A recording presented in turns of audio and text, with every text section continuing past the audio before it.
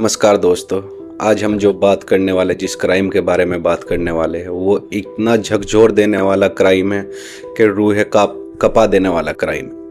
ये क्राइम सिर्फ मात्र एक लड़की के साथ नहीं बल्कि हर एक उस लड़की के साथ है जो छोटे शहर, छोटे गाँव, छोटे कस्बे से निकलकर अपने पंखों के साथ उड़ना चाहती है।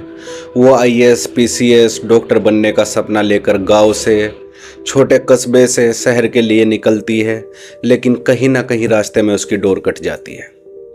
आज हम जो बात करने वाले हैं उस लड़की के बारे में बात करने वाले हैं जो बिहार की रहने वाली 18 वर्षीय छात्रा, जो बिहार के एक छोटे से गांव जिला जहानाबाद से निकलती है और अपनी डॉक्टर की पढ़ाई पूरी करने के लिए, वो डॉक्टर बनना चाहती थी, वो पटना के लिए बस पकड़ती है। उसके बाद वो पटना में ही एक शंभू हॉस्टल, जो कि बहुत ही लोकप्रिय हॉस्टल है नीट के छात्रों के लिए, वहाँ पर रहने आती है।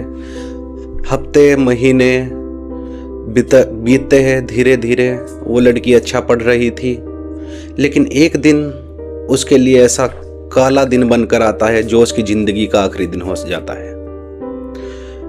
उसके बराबर में कमरे में रहने वाली छात्राएं देखती है कि सुबह के 10 बज चुके हैं, उसके कमरे का गेट अभी भी बंद है। बहुत गेट को बजाने पर भी जब अंदर से कोई आवाज़ नहीं आती, छात्राएं वार्डन को सूचित करती है। वार्डन आती है, गेट को तोड़ा जाता है, देखा जाता है कि छात्रा बेहोश पड़ी हुई है। उसके बाद उसको एक हॉस्पिटल में ले जाया जाता है, दूसरे हॉस्पिटल में ले जाया जाता है, वहाँ से तीसरे हॉस्पिटल में ले जाया जाता है, लेकिन उसकी जान नहीं बचती है। वो छात्रा अंत में दम तोड़ देती है।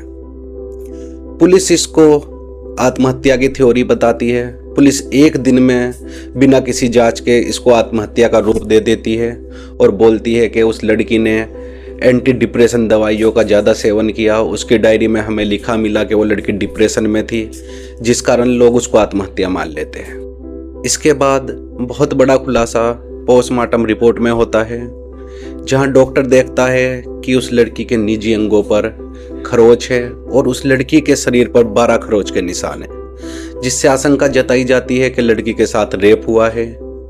जो पुलिस आत्महत्या की थ्योरी मानकर चल रही थी, जांच की थ्योरी पूरी तरह से बदल जाती है, आत्महत्या से सीधा रेप की तरफ कन्वर्ट हो जाती है।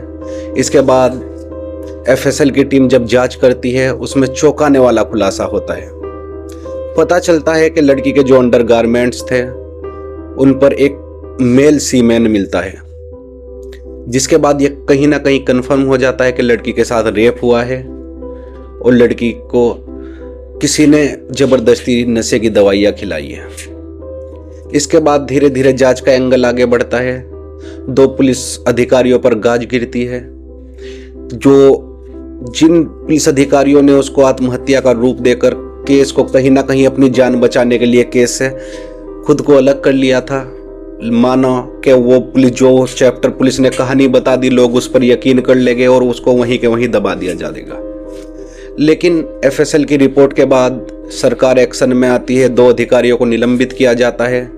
इसके बाद जो हॉस्टल का मालिक था, शंभू हॉस्टल का मालिक, उसको गिरफ्तार किया जाता है। कुछ और गिरफ्तारियां होती है, लेकिन सबसे बड़ा सवाल यहाँ पर यह है कि एक लड़की जो डॉक्टर बनना चाहती थी, किसी ने उसकी उड़ान को उड़ने से पहले ही रोक दिया, उसके पंख काट दिए गए। ये सिर्फ मात्र एक लड़की की हत्या नहीं, उन बहुत हजारों लाखों लड़कियों की हत्या है जो गांव, कस्बों और शहरों में एक डॉक्टर, आईएएस, पीसीएस बनने का सपना देखती है। कहीं ना कहीं उनके दिल में डर आएगा। उनके माता पिता सोचने पर मजबूर हो गए क्या अकेली लड़की को भेजना बाहर सेफ है या नहीं, क्योंकि जो लड़की के साथ हुआ वो एक गर्ल्स हॉस्टल में रहती थी। गर्ल्स हॉस्टल के अंदर ये सब कुछ हुआ। कहीं ना कहीं इसमें जो हॉस्टल का मालिक था वो कहीं ना कहीं इन्वॉल्व होगा, क्योंकि बिना अनुमति के तो कोई मेल वहाँ पर नहीं जा सकता था। लेकिन सरकार की धीमी जांच के कारण 6 जनवरी को ये घटना हुई। 2 दिन पहले लोगों ने इस पर बात करना शुरू किया। उससे पहले लोग खामोश थे, क्योंकि रेप जैसी घटनाएं हमारे समाज में आम हो चुकी है। लोग इन घटनाओं पर अक्सर बात नहीं करते। लोगों को लगता है कि नहीं, दूसरे के साथ हुआ है, हमें क्या लेना देना, खुद को अलग कर लेते हैं। लेकिन ऐसा नहीं है। हमारा समाज जब तक सोया रहेगा ऐसी घटनाएं लगातार बढ़ती रहेगी। आज उस लड़की के साथ हुआ है, कल हो सकता है हमारी बहन बेटियों के साथ हो। हमें न्याय के लिए उसके लिए लड़ना होगा। और हमारा सरकार से भी यही सवाल है कि एक 18 साल की लड़की जो गर्ल्स हॉस्टल में रहती थी और गर्ल्स हॉस्टल में उसके साथ इतनी बड़ी घटना हो जाती है, उसके बाद पुलिस उसको आत्महत्या बता देती है। आखिर कहीं ना कहीं पुलिस को इतना धीमा इस तरह से क्यों कर दिया गया है? क्या पुलिस को सिर्फ इसलिए सैलरी दी जा रही है कि वो घटना स्थल पर पहुंचे और वहां पर जाए और झूठी मूठी अपनी कहानी बनाकर लोगों को पेश कर दे और केस को खत्म कर दिया जाए? अगर यहाँ पर पोस्टमार्टम के टाइम डॉक्टर नोटिस नहीं करते या एफएसएल की रिपोर्ट में सीमेन नहीं पाया जाता तो इसको आत्महत्या की थ्योरी मानकर बंद कर दिया जाता, जो कि एक रेप की घटना थी। आरोपी कहीं ना कहीं बच निकलता। क्या पुलिस मिली हुई थी? ये भी बड़ा सवाल है। क्या पुलिस ने हॉस्टल का जो मालिक था उसको बचाने की कोशिश की? सरकार ने आखिर क्यों नहीं एक्शन लिया? लेकिन हमारी सरकारें, मीडिया, कहीं ना कहीं मेन स्ट्रीम की मीडिया में ये मुद्दा बिल्कुल गायब है, क्योंकि उनको ऐसा मसालेदार मुद्दा चाहिए जो कि ऐसा हो जिससे गवर्नमेंट खुश हो। हिंदू मुस्लिम ध्रुवीकरण, उनको किसी ऐसे मुद्दे पर बात नहीं करनी है जो लोगों को इंसाफ के लिए बात की जाए या नेताओं से सवाल पूछा जाए। अभी 3 दिन पहले गिरिराज जी बयान देते हैं कि सभी हिंदुओं को स्वर पाल लेना चाहिए ताकि मुस्लिम दूर रहे। उनका इनडायरेक्ट मतलब यही था। पर्टिकुलरली उन्होंने ऐसा मुस्लिम को टारगेट तो नहीं किया, लेकिन मतलब तो उसका वही निकाला जा रहा है। उसी बिहार में रेप हो रहा है। रेप पे गिरिराज सिंह जी कुछ नहीं बोलते, सिर्फ उन्हें चाहिए हिंदू मुस्लिम वाला मसाला, क्योंकि उसी से उनको वोट मिलेगा।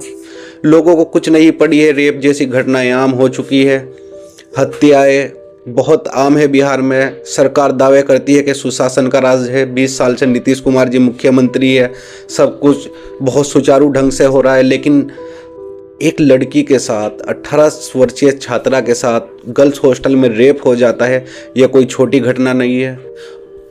इस मुद्दे को भी इसलिए उठाया गया, जो थोड़ा बहुत ये लाइट में आया है मुद्दा, वो इसलिए आया है कि जब एफएसएल की रिपोर्ट आई वहाँ पर मौजूद और छात्राओं ने विरोध किया। जब भीड़ इकट्ठा हुई तो थोड़ा उसको मीडिया ने कवरेज देना शुरू किया। सरकार हरकत में आई। उसके बाद 2 पुलिस अधिकारियों को निलंबित किया गया, एक एसएचओ है और एक सब इंस्पेक्टर, महिला सब इंस्पेक्टर है।